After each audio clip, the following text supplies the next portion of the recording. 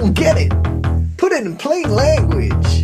Jesus replied, "You two, are you being willfully stupid?"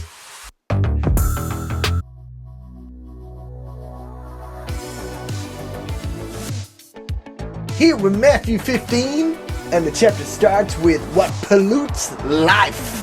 After that, Pharisees and religion scholars came to Jesus all the way from Jerusalem, criticizing, "Why do your disciples play fast and loose with the rules?" But Jesus put it right back on them.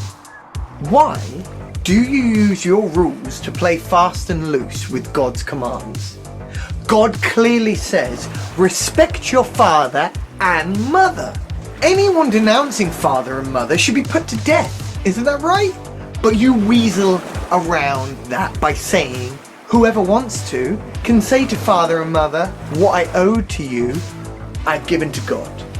That can hardly be called respecting your parents. You cancel God's command by your rules. You're just a bunch of frauds. Isaiah hit the nail on the head with this prophecy about you. These people make a big show saying the right thing, but their heart isn't in it. They act like they're worshipping me, but they don't mean it. They just use me as a cover for their teaching, whatever suits their fancy. Listen and take this to heart. It's not what you swallow that pollutes your life, but what comes out when you vomit it up. But later his disciples came and told him, "Did you know how upset the Pharisees were when they heard what you said?" Jesus shrugged it off. Every tree that wasn't planted by my Father in heaven will be pulled up by its roots. Forget them. They're blind men leading blind men. When a blind man leads a blind man, they both end up in the ditch. Peter says, "I don't get it. Put it in plain language." Jesus replied, "You two, are you being willfully stupid? Don't you know that anything that is swallowed works its way through the intestines and is finally defecated? But what comes out of the mouth gets its start in the heart. It's from the heart we vomit up the evil. Arguments, murderers, adulterers, fornicators, thieves, liars, cursing. That's what pollutes. Eating or not eating certain foods, washed or not.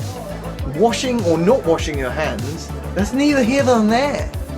In Matthew 15, verse 21, this is titled, "Healing the People."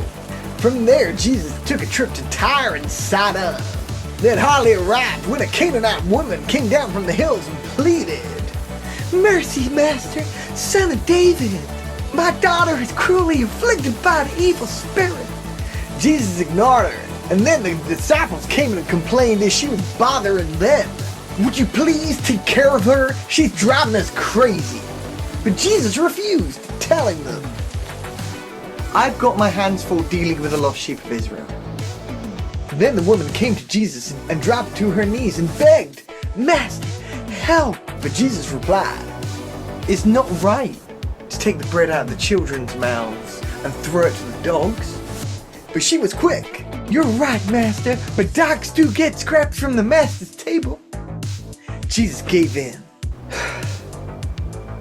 "Oh woman, your faith is something else.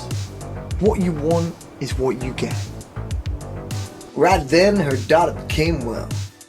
After Jesus returned, he walked along the Lake of Galilee, and then he climbed a mountain and took his place, ready to receive the visitors.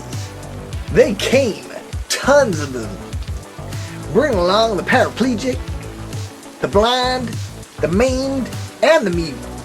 All sorts, people in need, and more or less threw them down at Jesus' feet to see what he would do with them. He healed them. When the people saw the mute speaking, the maimed healthy, the paraplegics walking around, the blind looking around, they were astonished. Of course they were. And let everyone know that God was blazingly alive among them. But Jesus wasn't finished with them. He called his disciples and said, "I heard for these people. For 3 days now they've been with me, and now they've got nothing to eat. I can't send them away without a meal. They'd probably collapse on the road home. So his disciples said, "But we're in a deserted place. Are you gonna dig up enough food for a meal?" Jesus asked, "How much bread do we have?" 7 loaves, said the disciples, plus a few fish. At that, Jesus directed everyone to sit down. He took the 7 loaves and the fish. After giving thanks, he divided it up and gave it to the people. Everyone ate, and they all had what they wanted. It took 7 large baskets to collect the leftovers, and over 4,000 people ate their fill at that meal. After, Jesus sent them away. He climbed in the boat and crossed over to the Magadan Hills. That is Matthew 15. It's all about resistance and healing. If Jesus heals, people don't like it. People don't seem to like Jesus. But more and more people drawn to him. Isn't that the irony? So keep up the positive.